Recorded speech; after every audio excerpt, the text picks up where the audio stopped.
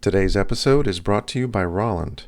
For over 80 years, Rauland has been providing innovative critical communication solutions for hospitals and schools. Visit them on the web at www.rauland.com.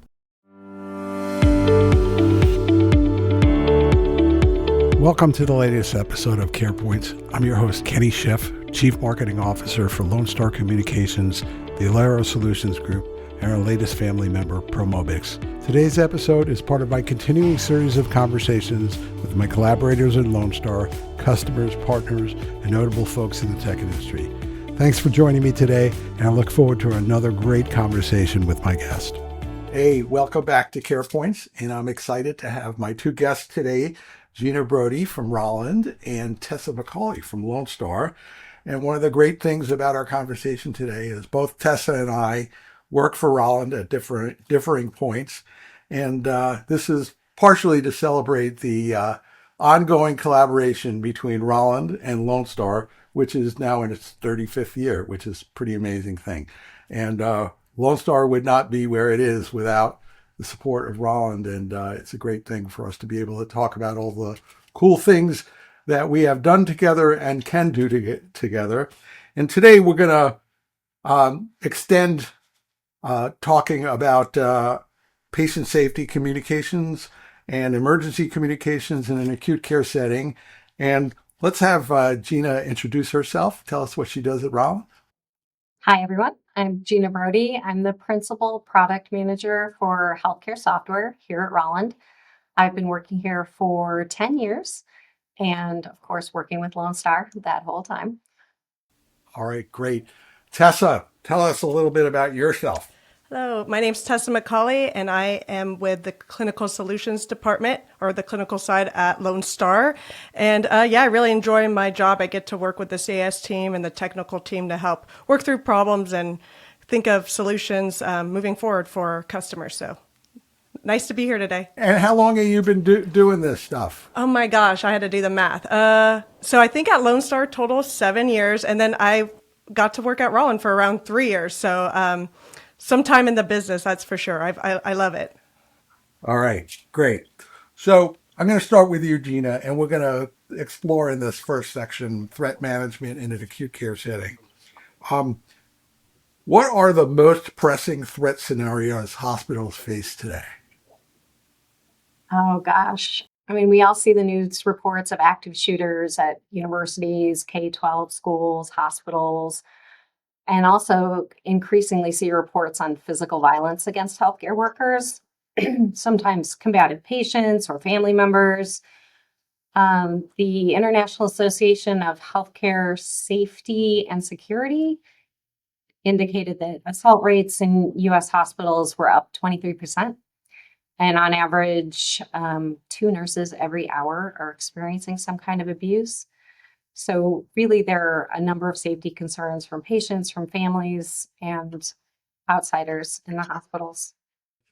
And when I worked at Rauland in the 90s, nurse call was kind of growing past its pure kind of intercom roots.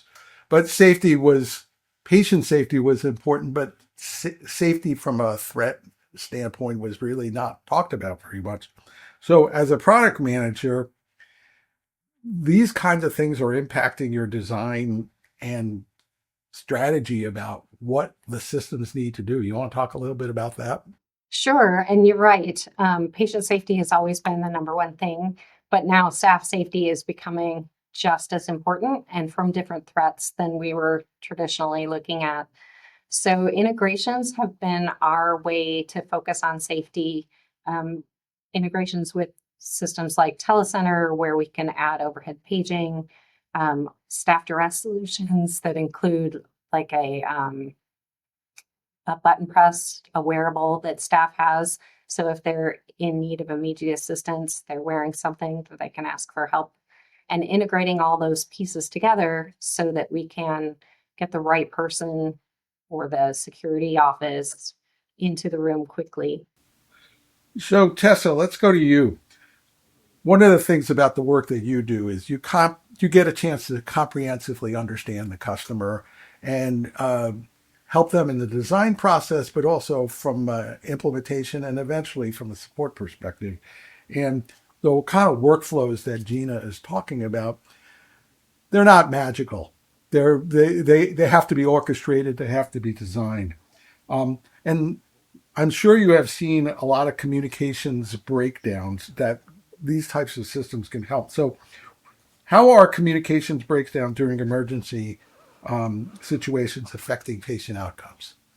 Yeah, so I've been seeing quite a bit from the Code Blue perspective, a lot of manual processes where staff are having to call directly to a PBX or 911 operator without the simple push of a button. So from a story perspective, there's a large hospital here in Dallas-Fort Worth, and I've been working with their team to help with Code Blue responses. And one thing that has really stuck with me from one of the physicians that I'm working with said, Tessa, you could call an ambulance 911 outside this hospital and get a better response time than inside of it. They had about like an 8 or 9 minute response time for the Code Blue team to arrive. And I mean, that's too late. So, really working with the teams to figure out how to automate the process and make sure everybody's well informed and the right people get there at the right time is there's a lot of passion behind it. And, our customers are needing help with those workflows and determining, how to make things better. So you're seeing trends out there in terms of how hospitals are adapting their communication strategy. So one thing that you're talking about is tighter integration. Are there other things that that you're seeing that hospitals are doing from an emergency communication standpoint? Yeah, I mean, really automation, I feel like is key.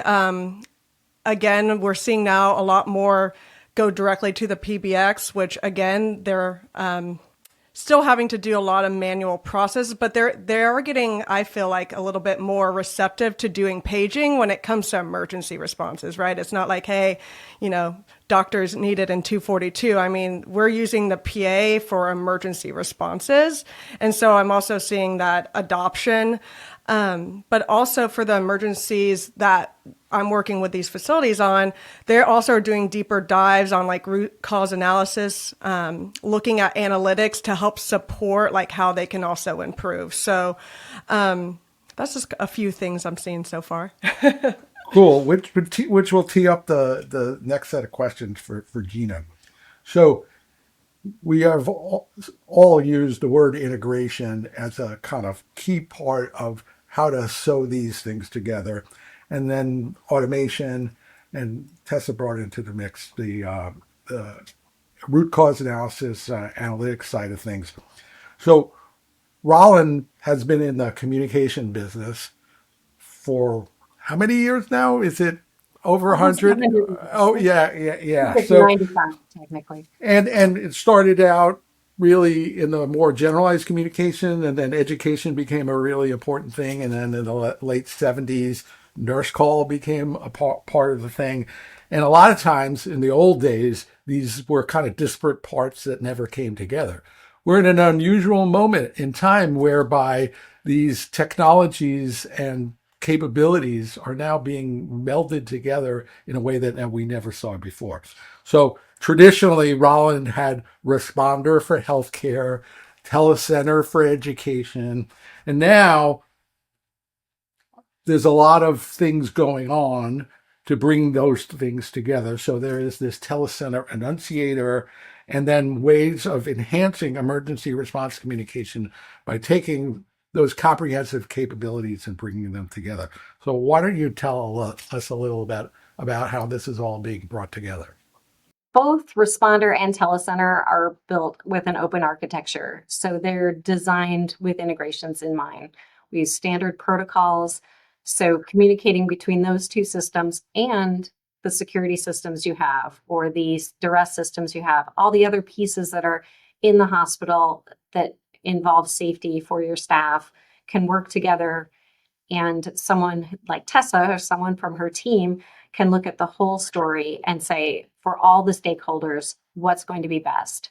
How do we notify that there's an emergency in the room that requires the code team, or there's an emergency in the room that requires someone from security, or any of the other pieces? How do we get that to them either audibly, visually, on the phone in their pocket, on the screen on the wall, whatever is most appropriate for that audience, she can design the system to communicate that way. So back when I worked at Rauland, it was at the very beginning of this idea of customization that didn't require somebody to physically show up on site with a tool belt, jumper wires and that kind of thing. So, Gina, you work on the software side of things for a product management standpoint. So customization is all of a sudden, at this point, has a lot of maturity and a lot of possibilities. So what role does customization play in adapting these systems to different hospital environments? And what are some exciting things you're doing around that? Right. Yeah, that's where the magic is for sure. So hospitals can configure custom workflows, alerts, call routing, escalation paths, and they can do it based on the units that they're in, the specific protocols that they're focused on, or the staff level, the person who's using the tool, or the activity of the patient in the room. So all these pieces can contribute to what makes sense for this call routing or this communication that needs to leave the room or bring people to the room. And I have to imagine in the work that you do, especially there's a new generation of this technology that's evolving right now. You're making choices from a product perspective to enable these kinds of things in a way that maybe 20 years ago were just not important. Absolutely. And we're working with teams like the ones at Lone Star to talk to customers like at big teaching hospitals and community hospitals, long-term care facilities. So getting that direct input, what's important to them, and making sure that the next generation of products takes that in mind and supports these new workflows. Like we're seeing virtual nursing, virtual sitting coming up, and cameras in the room. So this is a new set of people who need to communicate to the nursing staff, who need to communicate to the patient room, and all of that can be negotiated through Responder and through the customizations that teams like Tessa works with can do. And Rauland has done a good job of creating core building blocks that can be assembled or configured in unique ways, in ways that were never possible before. Tessa, I'm going to go to you. So let's talk about the sort of user experience from a button pushing and clinical staff during a high stress situation. What are things that you guys are doing that are making sure that we collapse down that response time, but also that there's a level of confidence and assurity in terms of something supposed to happen happening? Right. Yeah. So with that, I mean, when you're in an emergency situation, right, you're in a fight or flight situation where you're not really thinking through additional steps in order to get the right people there. So also with voice to talk, we've seen not to be the best way of communication when you're in a high stress situation, especially with noise and commotion in the background. So we've been really trying to keep it simple. I've kind of taken pieces from the fire alarm system, right? Like stop, drop, roll. I'm like, flip the cover, push the button, compressions. Like it should be that simple, that could be a monologue in somebody's head when they're performing and doing a code, but also working through the workflow processes of current and what state we want to go to, but also drills and doing mock drills are really important, and making sure that you hardwire things that, again, you don't do every day. And then also that can identify the gaps too of like what further education or communication breakdowns as well. So I'm going to stay with you, Tessa, and then we'll bring Gina in on this. So hospitals don't buy new nurse call systems or new emergency systems every year. Right. They're going to try to extend the life of what they have for as long as they can, sometimes adding on, modifying. Typically, new systems come when there are new buildings or new construction or renovation happening. So leveraging existing infrastructure is ends up being an important part of what we can do for customers to help them now, and also create a starting point for something that they may want to do in a new building or so forth. Can you talk about the importance of leveraging the existing infrastructure as part of our ability to best support staff and patient safety? Yeah, again, it's not just buying some other shiny new thing, right? And putting it in place. I mean, the nurse call is the lifeline for the clinicians rather. So like using TCU and having it native as a Rauland product. And I mean, even from a PA perspective, the PA doesn't matter, right? We can do an overlay and make sure that we have communication with that PA system that they have at the facility. And I mean, clinical, they love that, right? You don't want to have to go and put in a request for capital, which we're seeing facilities who don't have an automated like TCU system. We're having to wait and to get the dollars in order to get integration going. So, yeah, I think leveraging what they have, I mean, it's best case scenario. And with Rauland being a 95-year-old company, it's just tried and true. I mean, the software, the hardware, it's great. I mean, we can't get people to get rid of it, it seems like, and go to the newer platform because it works so well, you know? So, I think there's a trust already with the Rauland brand. So, I like that TCU is going into the healthcare sphere. It's needed.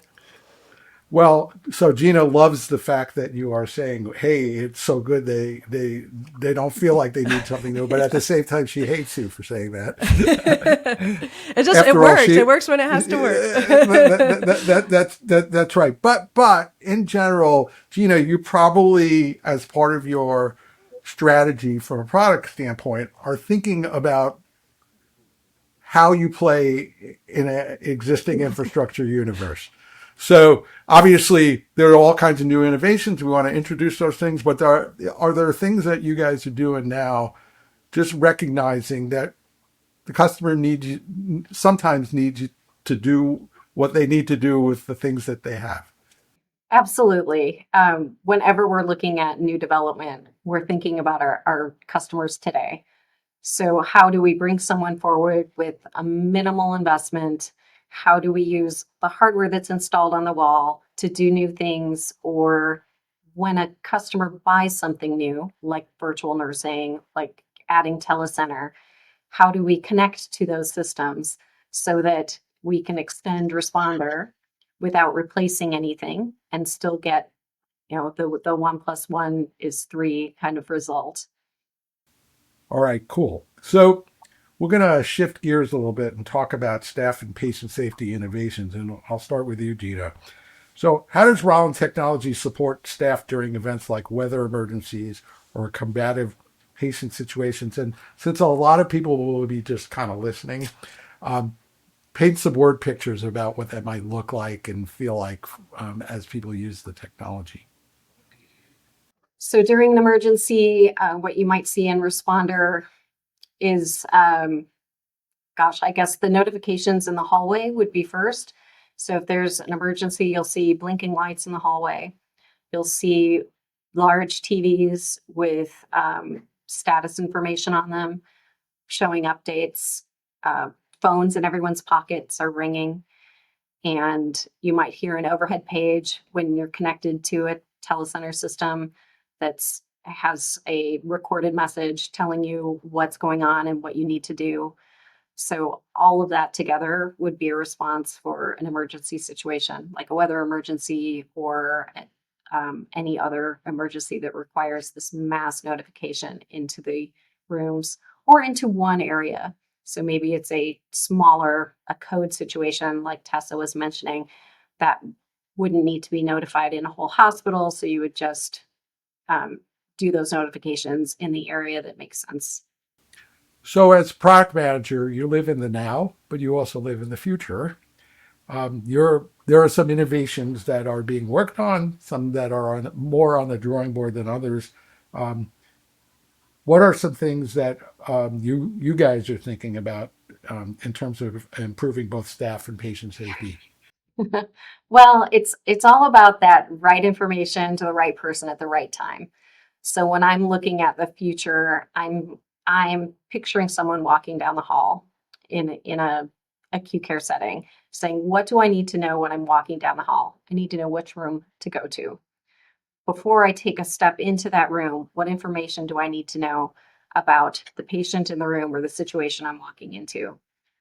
Once I'm there, how do I need to communicate out of that room, or what other information might I need directly at that patient's bedside?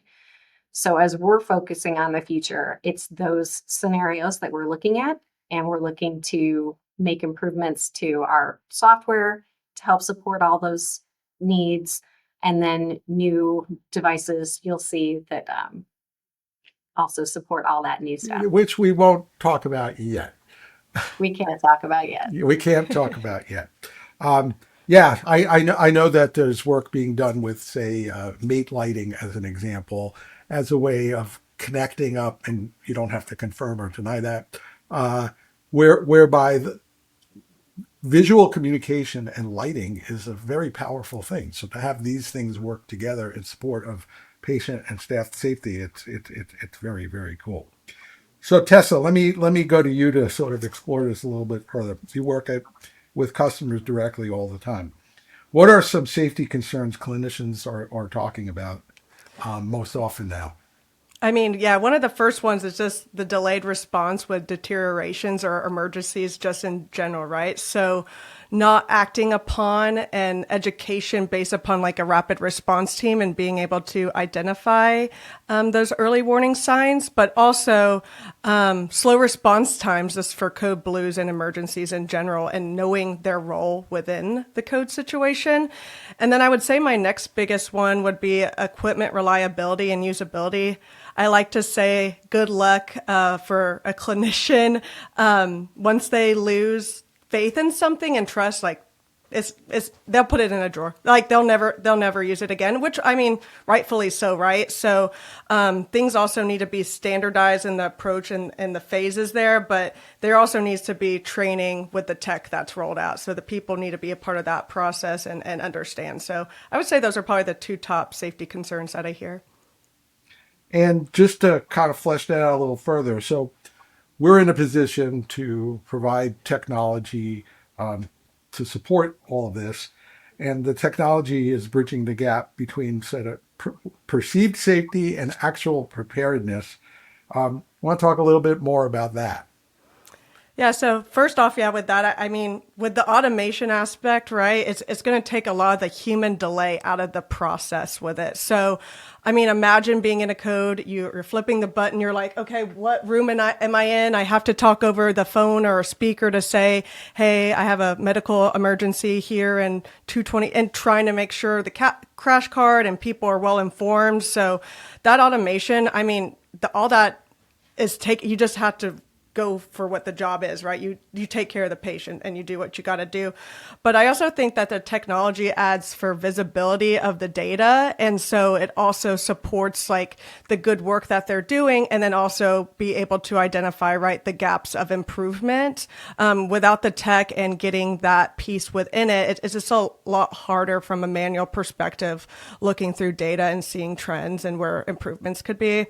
And then finally, I just think that the automation can guide the staff in the moment, right? Like that trust we were just talking about. I mean, when you press a button that it's going to perform a certain action, you feel more confident with the situation at hand, even when it's an emergency, right? So, yeah, I would say it was those three things are really key to help.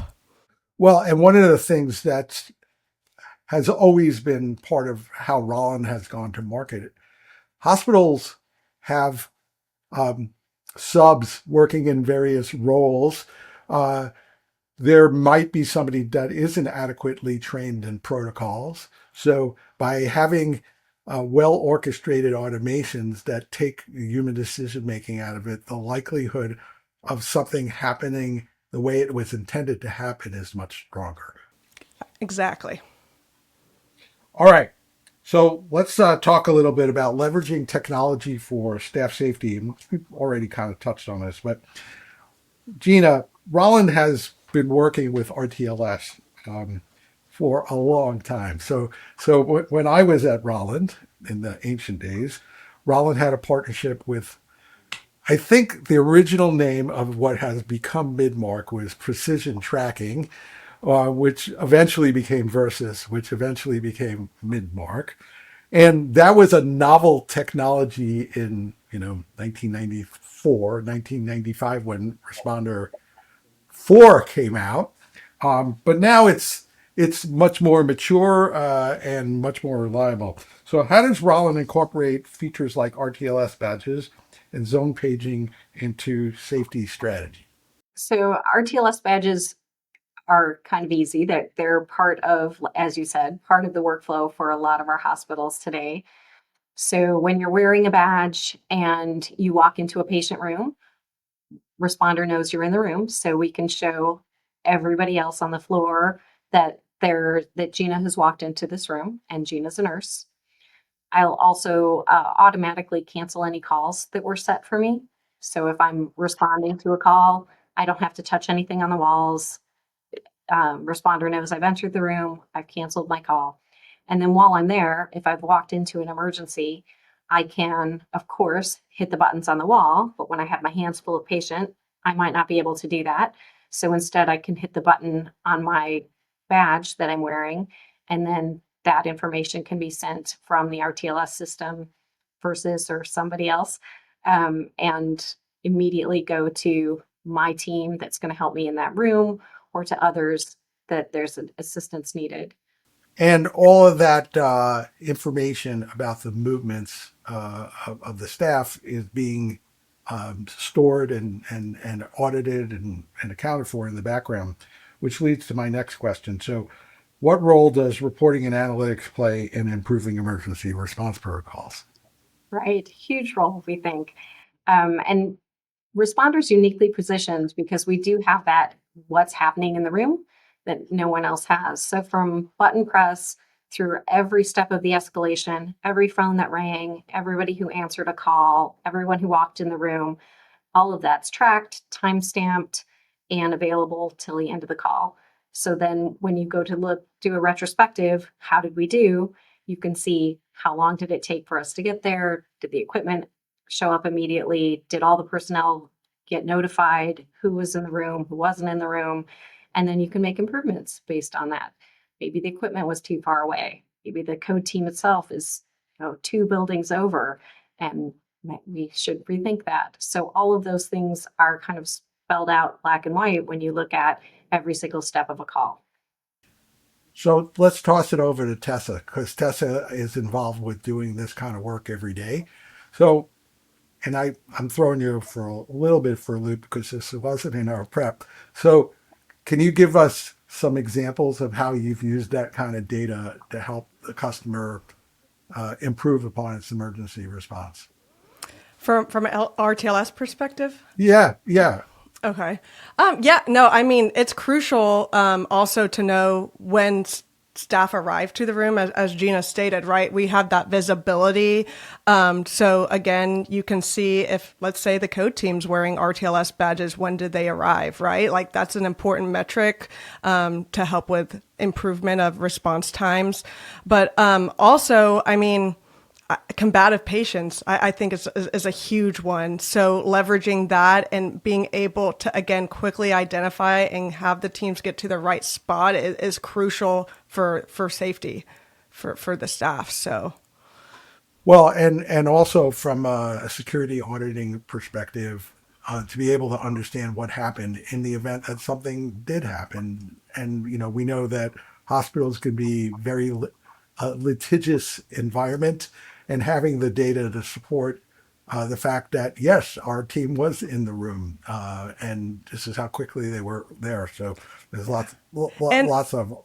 I feel like too, RTLS really adds to their kind of tool belt of options, like especially for Code Blue. So you could have a duress button on your wireless device. You could have one at the staff terminal with Responder. And then you also have one on your badge. So I think it's like pick your flavor, right? Like which one do you prefer? Which one's most accessible? I think it just adds to that. I just wanted to point that out too. Good. And then the last question I had for you was, what kind of feedback are we getting from hospitals who are using Responder and Telecenter about safety improvements in general? Yeah, they're really loving, the automation. And so we're starting to see improvements. But a lot of our customers right now, we're still in quite the discovery phase, which helps us, map out. And you can't just plug and play the technology, right? Like we need to understand and do the flow diagrams of where TCU is going to fit within that emergency. So we're in that phase with a lot of them. But again, a lot of my partners I work with, they don't have TCU right now, and they're wanting it. They're looking for an automated solution. So I'm hoping, we'll get some more traction there and people will have it within their budgets to have something like TCU to help with this. Yeah, and given the work that Rauland has been doing on the backside to bring together Rauland and Responder and Telecenter, it may not be that big a lift to get the customer to incrementally improve. And one of the things that I learned in my work over the last few months with Rauland is how one can start at a certain place, and then you can take baby steps to get to that more larger safety net, which is, I think, where all this is headed. Gina, what's next for your team? What can you talk about? Well, like I was saying, really, it's that delivering the right information to the right person at the right time, and that's about all I can say about what's coming now. We can talk about. We do have new boards coming out, so status boards. So Tessa has another tool to put in a nurse's station or a break room or on the walls in a unit that give you that immediate feedback information. Where is the emergency? Maybe I hear something and I can't see the room from where I'm standing. It's a way to share that information at a glance. So there are some new things coming out right now as well. And we can tease a little bit without being specific to say that 2026 has a lot coming from Rauland to in the healthcare vertical that can extend the capabilities of what they expect from you today. Absolutely. That is correct to say. All right, good. And Tessa, we'll give you the last word here. What advice would you give healthcare facilities facing safety challenges? Oh, yeah, just to work with your local teams and partners to help determine some better efficiencies, but taking the time to go through it, map it out, figure out where we can improve. I mean, also, I feel like with the sites we've been working with, they've relied on us to help them with that work, right? We're not wanting the facility. So it's a true partnership that we can work through this together and make a difference. Cool. Hey, Gina, you want to leave us with anything? Well, just to add to what Tessa said, when you're working with the stakeholders at the hospital, those priorities are going to change every year. So working with Tessa this year on the priorities of today is important, but keeping those current. And as you add a new technology, like a new phone system or telecenter or anything, to revisit that whole solution and say, is this still best for our nurses? Did we change a protocol and now we need to complement that in a different way? So that ongoing care and feeding of the system, making sure that it's not just something we've set up once and then let age on the walls. Yeah, and what's great as I have watched all of this evolve is that the comprehensiveness of the solution that we can provide together, it's so mature, it's so evolved, there are so many possibilities that were just not even anywhere on our horizon, even 10 years ago.